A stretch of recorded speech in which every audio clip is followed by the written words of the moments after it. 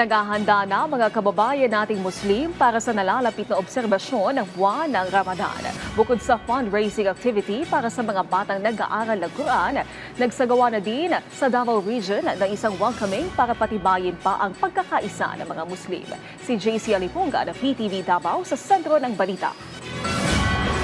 Sa matagumpay na dinner for a cause na isinagawa sa hotel sa Buhangin, Davao City nito lamang 8 ng Pebrero, nagawang makalikom ng pondo bilang suporta sa edukasyon, pang-araw-araw na pangangailangan at paglago ng learning environment ng mga estudyanteng nag-aaral ng Quran.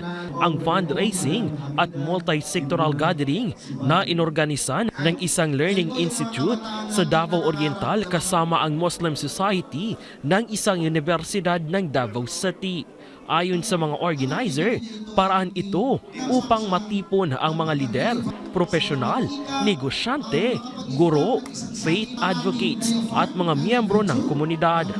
Ang tumong po sa event, sir, is para number 1 is mahibalaan nga na IBPLI, which is the Islamic Hafid School nga naa karon sa Maputi, Banay-Banay, Davao Oriental.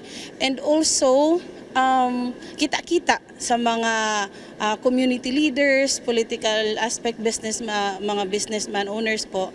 And also, yun nga po, charity event para po makalikom og enough nga kwarta para maka-sustain sa atong Adapt Hafids program. Kabilang sa mahigit 30 na benepisyaryo ng programa, ang estudyanteng si Amil na nagpapasalamat din sa pagkakataong ibinigay sa kanila.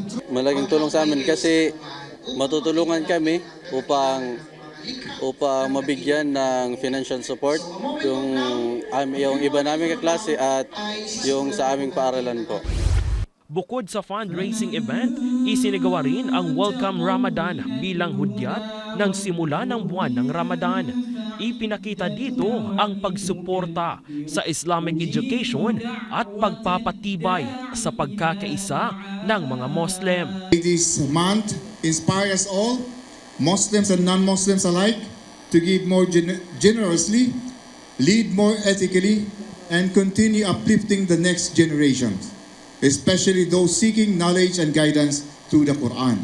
Dinaluhan din ito ng iba't ibang sektor ng lipunan katulad ng isang non-Muslim na si Hani na nagsabing ang Welcome Ramadan ay hindi lamang isang relihiyosong pagtitipon kundi pagkakaisa ng lahat para sa kapayapaan. As a non-Muslim, masaya ako.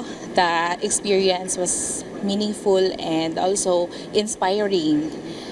Kasi kahit nagkakaiba tayo sa relihiyon, pero nagkakaisa ang lahat. Binigyan din ng pagkakataon ang mga non-government organizations na makipagtulungan sa ibang sektor upang mapalago ang kanilang mga inisyatibo. Katulad ng 2 organisasyon na nagpapatupad ng mga program tulad ng pagbibigay ng hijab sa mga kababainhan at pagpapakain sa mga vulnerable sektor, lalo na sa mga residente ng Bangsamoro Autonomous Region in Muslim Mindanao o BARM tuwing panahon ng Ramadan. Po ang Iftar Drive Mindanao, and so far we've raised 800,000 peso and we've reached like more than 10,000 families across Mindanao po yan siya. And then later on we partnered with the Birth of Hijab for a Cause, we partnered with them, and then so during Iftar we also distribute hijab po. Hijab for a Cause, pinamimigay natin ng mga hijabs during Ramadan. So during iftar, so while kumakain ng iftar ganun, so sinasabay na namin ng hijab. Ang pagsisimula ng Ramadan ay magdedepende sa moon sighting o pagpapakita ng buwan na posibleng sa Pebrero 17 o 18 ng taong ito. Mula dito sa Davao City, JC Aliponga para sa Pangbansang TV sa Bagong Pilipinas.